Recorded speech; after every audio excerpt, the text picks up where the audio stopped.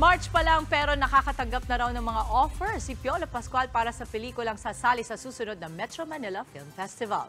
Proud naman si Papa P para sa anak niyang si Inigo Pascual na gumagawa ng sariling pangalan sa Hollywood scene. Narito po ang report.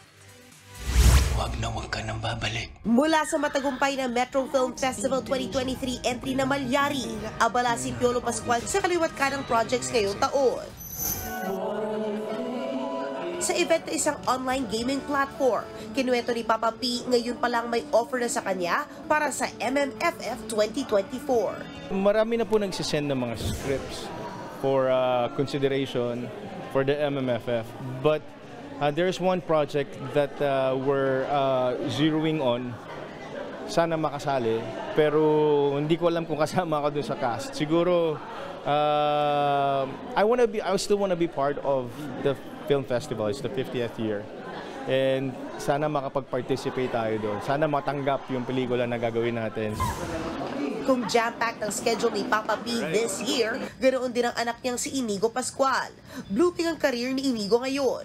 Kabilang pa si Inigo sa international series na Monarch. Nag-audition na raw ang aktor ngayon para sa iba pang project sa Hollywood. At gaya ng isang mabuting ama, suportado ni Piolo ang karera ng anak. Yung last na audition niya, natanggap siya, nakuha siya, so sinend niya sa akin yung mga takes na ginagawa niya. Nakaka-proud, nakakatawa because he's doing his own thing. And at the same time, he has businesses on the side as well. So very independent. And ito talaga yung gusto ng bata na umarte rin, kumakanta rin. So he has my support through and through. Nagbabalita mula sa Frontline, MJ Warfori, News 5. Mga kapatid, Dimples Romana po, kumpletuhin ang inyong umaga ng mga kwentong puno ng inspirasyon. Salubungin po ang bawat araw ng may ngiti at pag-asa.